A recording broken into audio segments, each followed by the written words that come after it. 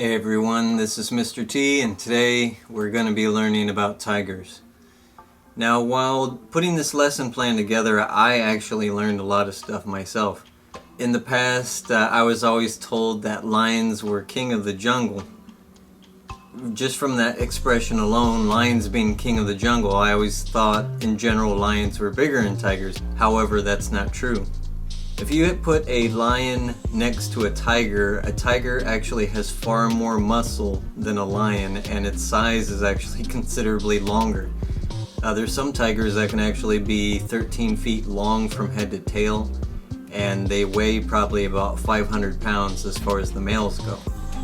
Another thing that I actually learned is that there's roughly less than 4,000 tigers left in the world, which is just crazy. We have two different things going on today. We have the actual activity that you'll be putting your three-dimensional model together. This is actually another one that I designed with the help of students. I think this actual design is actually really great. If you do have some painting supplies that I dropped off, feel free to paint your tiger. If you happen to have some glue nearby, it might be helpful for the leg portion of the tiger itself. But the design of this one is actually considerably better than some of the others just because it does not require glue and it will still hold together. I would just be careful not to drop it, else the legs will bend or you may run into other issues. So here we go, let's do some tigers. So go ahead and grab your board. I will show a top-down view of the pieces that I'm popping out. Again, this is part of that laser cut set that I had discussed at the beginning of the session. This one is a slightly more advanced one than the previous ones. It obviously has a lot more pieces. It ends up being a much higher quality model compared to the previous ones. The first pieces that you'll need to press out are these pieces right here. There should be a total of 3 of these pieces. They basically look like a plus symbol.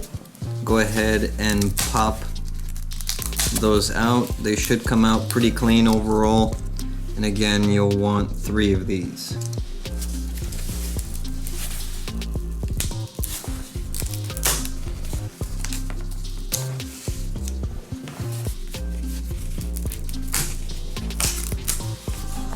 After you have the 3 plus shaped pieces popped out, you'll want to look for the cat body that actually has the tail. It's the only one attached and it's the largest one out of all of them. If you're unsure, it's this one right here. You can tell it has a tail down here.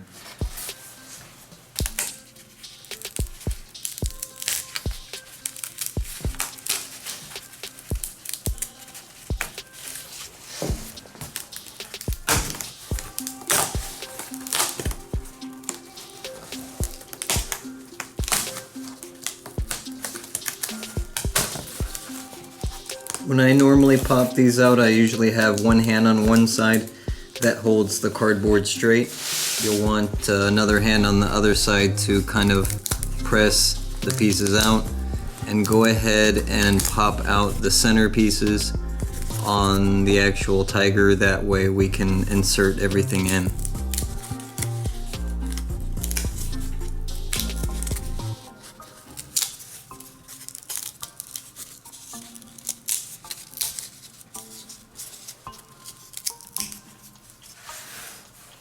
Okay, so once you have the 3 cylindrical slots pressed out plus a small section on the back of the neck, we're ready to get started.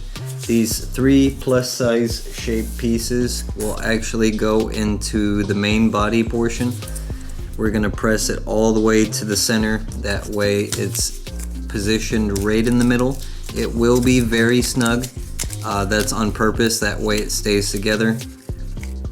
But go ahead and insert it halfway through one side and halfway through the other in all 3 of these pieces.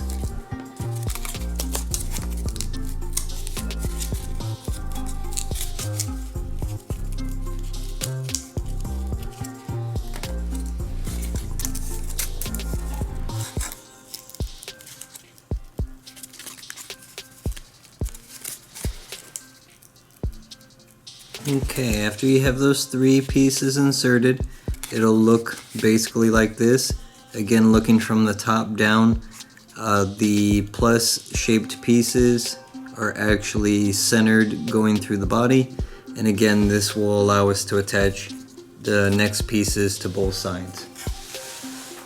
Now the next pieces that you're going to want to press out are going to be the 2 pieces that have the eye slits.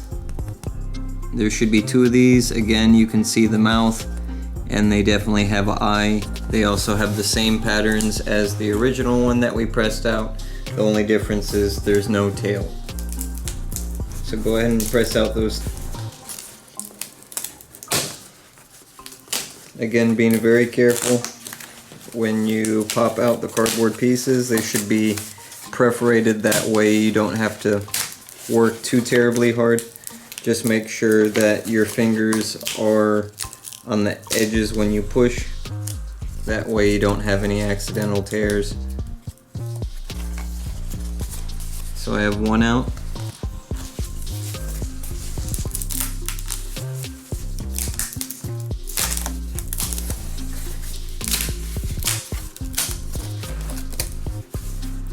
Got my second out. We can go ahead and begin to remove these.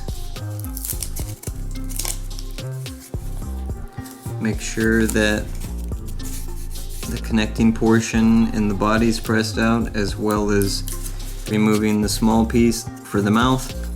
The eye is meant to be there, however, if you want to press that through, that's fine. I would just be extremely careful. But you can leave the eye in position. It's just laser cut. That way you can see the outline and it makes it a little bit more prominent. I'm gonna go ahead and leave mine into place. I'm just pushing through these center tabs. That way I can get ready to connect this onto the rest of the body.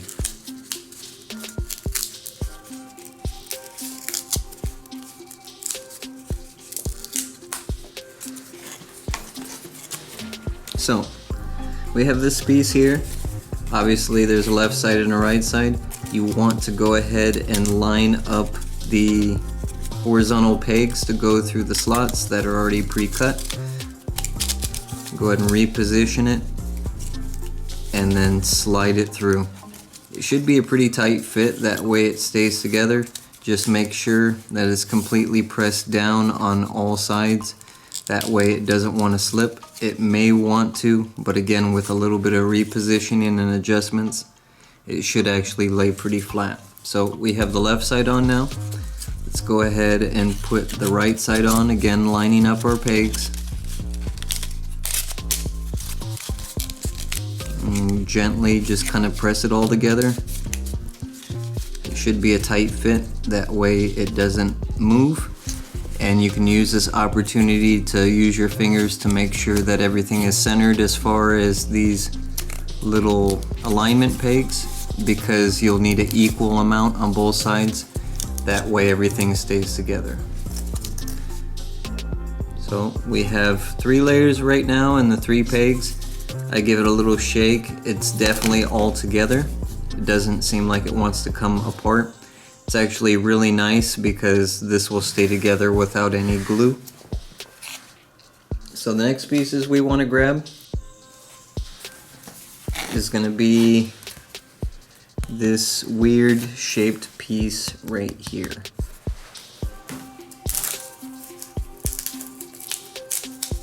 So go ahead and pop that out. There will be some center pieces in here. You're going to want to remove those.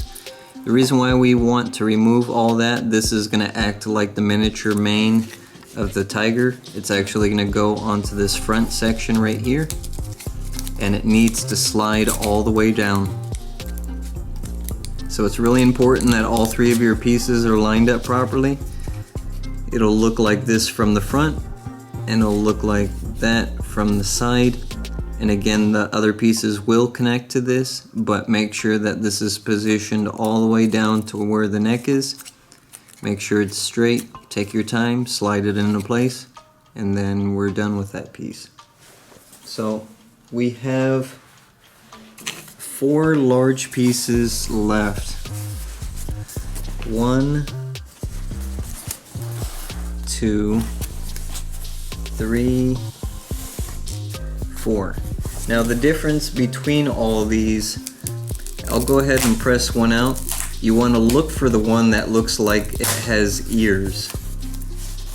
So look for the one that has ears. I'll show the picture, that way you can find it a little bit more easily. The pair that you're looking for will be off to one side, and again it'll have this little bump at the top. If this was the nose, this part's the neck area, this section here is the ear. So you're going to want two of these, that way you have a left and a right side, and it's going to form the ear portion of our tiger. So go ahead and press both of those out now.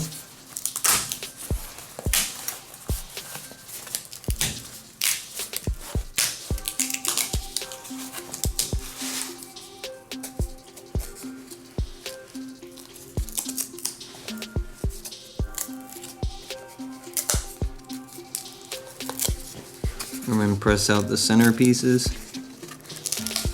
Again, we want the tabs to be able to fit through all of these, that way it's a nice tight fit.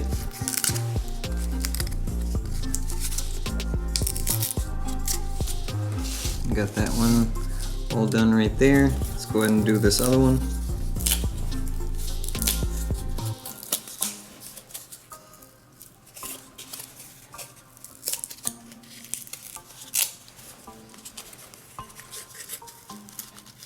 Okay, so we have both of our ears ready. Whichever side is the clean side, meaning it doesn't have any print. Obviously, since this cardboard was made in the USA, it has a label on this side. If you plan on painting this, it's not going to matter which side is which. Mine's going to be left unpainted, which is why I'm going to try to have all the text facing inwards. I'm going to go ahead and line up all the pegs. And once they're all lined up, I'm going to slide it into place. So I slide this piece all the way down. We're going to make sure it's flat. We can check to make sure that the pegs are in alignment. If we look at it from the bottom, everything is cleanly pressed together, as well as the top. And again, we have our ear on this side. So we're going to go ahead and flip the other side around. That way we can add the ear to the other side. It'll also hold the secondary piece into place. So I'll get my piece ready, line up all the pegs. Once all the pegs are lined up, I use my thumbs and my fingers to push it all together. Now sometimes, like right here, this peg isn't quite straight. If you just kind of take your time, you can use your thumbs or your fingers to kind of correct everything. Make sure it lays flat, just like that, and it should push down flat. That way it'll look more appropriate as far as the design goes. So the next two steps are the two parts of the body that don't have ears. This is going to be the last two parts of the exterior. I'll show it on the picture. They're located here and here.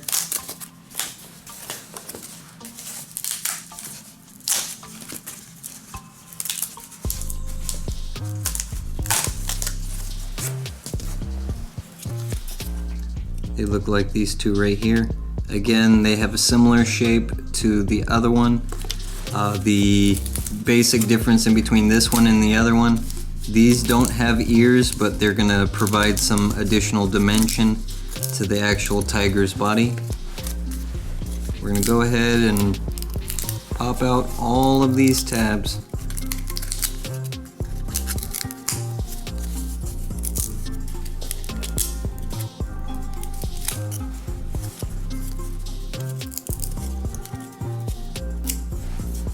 Just like that, and we have our two pieces ready. If we check both sides, this one has print on it, so I'm going to make this the right side since the right side is clean. The left one doesn't have any text on it, so technically this can go either way, but we're going to do it left side and right side. So starting with the left, grab our body. Again, lining up the pegs, make sure everything's lined up. Once it is, We're going to squeeze it into place. Make sure that this part by the head is pushed all the way down. And again, you can start to see the dimension with the ear and the side of the face. We check the bottom to make sure everything is flat, which it is. So that side's looking pretty good. We flip it over. Again, line up the pegs.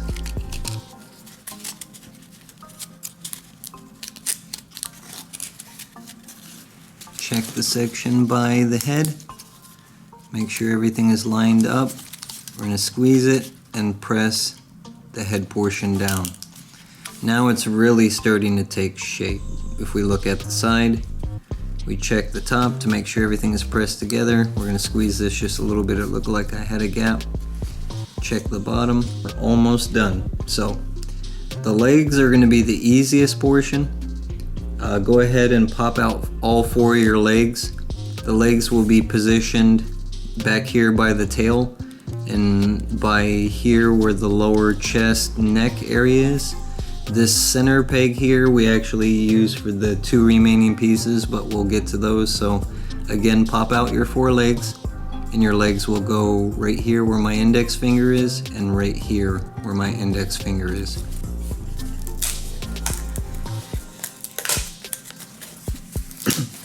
The legs have a slight difference in design, so while it does have a little bit of importance where you position the legs can really only go in one direction. So go ahead and pop out all 4 legs, and I will describe which leg goes where. Okay, so we have 4 legs. Obviously the legs that have more of an extreme bend to them, like this one has a very extreme bend, this is going to be the farthest leg back. And then this one here, if we're looking at the position, how they would be, one is going to have to be the farthest one back, and this will be the opposing side front leg. If I check the backs of my legs, I can see which one has the font. And what I'm going to do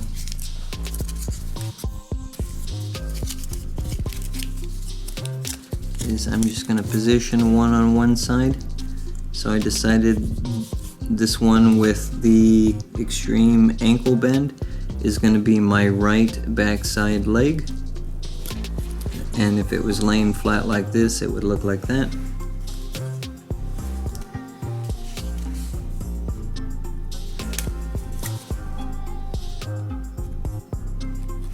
Oops. This leg right here, which is more extended, this is going to be the opposing side of this one. So I did this one right back. This one is going to be left front.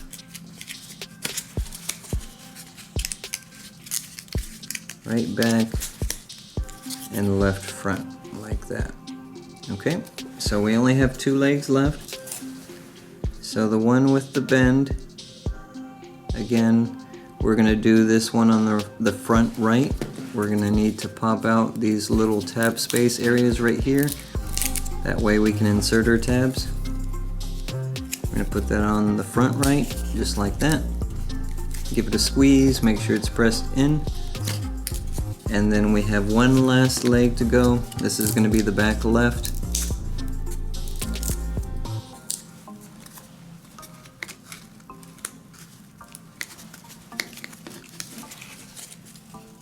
Take your time. Give it a squeeze in. And now we have a standing model. We have 2 pieces left. Now the last 2 pieces are going to go in the very center, and they will look like this one right here. There should be 2 of those. Go ahead and pop those 2 pieces out.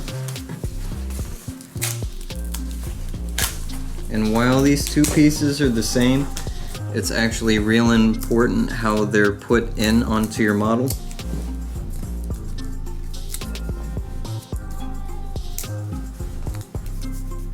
So right now I'm punching out that center portion, that way it can be placed on. Now if we look at this, we have a large side, which is this side right here, and a small side, which is this side right here. The large side should be facing the back leg. So I have two of these. So both of the large sides need to be facing the back leg. So this one will actually go right into position as you see right here. I'm gonna go ahead and line that up. And the reason why it's this shape is when you squeeze it in, it will actually hold this leg into place just like that. So I'm going to do the same thing for the other side. Position the larger side facing the back leg. I'm going to go ahead and slide the peg in, give it a squeeze with your thumbs, and now your model is done. Congratulations. So from this point right here, if your site has some paints or maybe possibly watercolor paints, acrylic paints, you can take this time to take your time and paint it. I would definitely hold or support it as you paint it, that way you're not accidentally knocking it over. It may also be wise to put a little bit of paint just in these top grooves area, that way it holds everything together. I find out of all the models, this one actually stays together extremely well. The only issue is if it constantly gets knocked over, you may see some wear just near the legs because these pieces are the outermost piece. If you have some glue at home or maybe some Elmer's glue at your site, it would be beneficial to put some glue on the inside of this little peg hole on all four legs as well as on the back side of the leg. That way it stays together. But in general, this particular model actually holds together very well. If you missed anything or if you're a little bit confused, you can use this time to go back after you have your model assembled, discuss the fact sheet that came with that looks like this. Okay, so now we have our project done. I actually wanted to speak a little bit about the facts. Now within those actual tiger stem kits, there should be a fact sheet that has some general facts. I wanted to include one video and then discuss a few things after the video is over.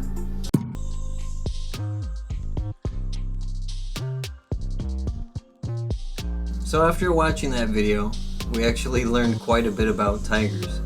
Tigers are exceptionally fast. They're actually this fast. Now, if we did a comparison with the fastest human being, who's Usain Bolt right now, could run a 100-meter dash in like 9.5 seconds, which is ridiculously fast. I believe in that race he was running roughly about 27 miles an hour. Usain Bolt unfortunately cannot outrun a tiger. But in general, tigers tend to avoid human beings. Even in some of the areas where tiger attacks are common, humans often wear masks backwards on the back of their heads just because tigers instinctually like to ambush their prey. So if there's a mask facing on the back of your head to where it looks like you're facing that way, a tiger's less likely to attack you. And another interesting thing about tigers is tigers actually cannot purr. That's something specifically that house cats can do that tigers cannot. So hopefully after today's activity, watching the video, playing some what-if scenarios if Usain Bolt was being chased by a tiger and the STEM kit, I hope there's actually something that you took away from this lesson and actually something that you enjoyed and learned. I appreciate everyone watching as always. This is Mr. T. Have a wonderful week, and I'll see you next time.